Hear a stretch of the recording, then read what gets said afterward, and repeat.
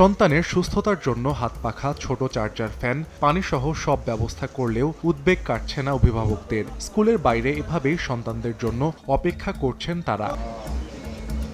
সরকারি সিদ্ধান্ত অনুযায়ী রোববার থেকে শুরু হয়েছে দেশের সব শিক্ষা প্রতিষ্ঠানে শিক্ষা কার্যক্রম। প্রথম দিন স্কুলগুলোতে শিক্ষার্থীদের উপস্থিতি ছিল তুলনামূলক কম। বিভিন্ন স্কুলে সকাল 7টা থেকে শুরু হয় ক্লাস কার্যক্রম। অসহনীয় গরমের মধ্যে শিক্ষার্থীরা ক্লাস করেন। মাথার উপরে ফ্যান ঘুরলেও স্বস্তি মিলছিল না তাতে। শিক্ষার্থীরা কেউ হাত পাখা, কেউ ছোট চার্জার ফ্যান, কেউ বা বই খাতা দিয়ে বাতাস খেয়ে স্বস্তির চেষ্টা করছেন। ক্লাসের ফাঁকে একটু সুযোগ পেলেই ছুটে যাচ্ছেন পানি পান করতে।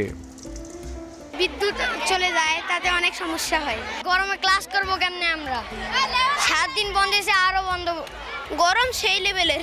স্কুলের টাইমটা একটু কম হলে ভালো তো। স্কুল করে কোচিং করে অসুস্থ হয়ে পড়ছি, ইচ্ছা করতেছে বাসায় চলে যেতে। একচুয়ালি এত গরমে ক্লাস করা পসিবল না। সবকিছু ঠিকই আছে মোটামুটি, বাট একটু গরমটা তীব্র হওয়ার কারণে আমাদের একটু কষ্ট হচ্ছে। 5 থেকে 6 বার কারেন্ট গিয়েছে, মানে কারেন্ট যাচ্ছে আর আসছে।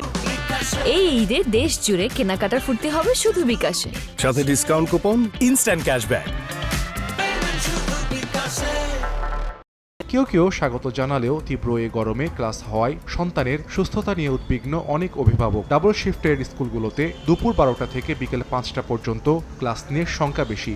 বইয়ের ওজন তো আরো, ছাতা পানি এগুলো আনার কারণে অনেক আমাদের কষ্ট হতে পারছে। যে গরম আর হিট স্ট্রোকের তো অনেক সমস্যা।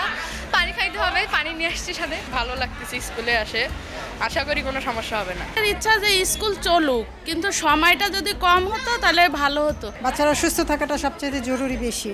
2 শিফটের স্কুলগুলো এটা আরও মর্নিংয়ের গুলো আর একটু মনে করেন 10টার মধ্যে শেষ করে 10টা থেকে 12টার মধ্যে 2 শিফটটা শেষ করলেও যার যেখানে আরাম লাগে সেই জিনিসটা পড়ে আসবে। আয়াতমূলক 7 দিন হচ্ছে স্কুলটা খোলা থাকুক, তাহলে বোঝা যাবে যে বাচ্চারা মানে কি অবস্থা। তবে স্কুল কর্তৃপক্ষ বলছে বিকল্প বিদ্যুৎ, প্রয়োজনীয় পানি সরবরাহ সহ গরমে শিক্ষার্থীদের জন্য নানা উদ্যোগ নেওয়া হয়েছে। ফ্যান, লাইট বা যা কিছু সব পর্যাপ্ত, কোনো এটা সমস্যা নেই। গাছ আছে, সেই রুমগুলো তুলনামূলকভাবে ঠান্ডা।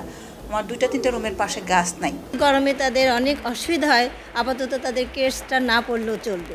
অবশ্য সরকারি নির্দেশনা অনুযায়ী দেশের কোনো স্কুলে হয়নি অ্যাসেম্বলি। সাহাল আব্দুল্লাহ আলভি, সময় সংবাদ।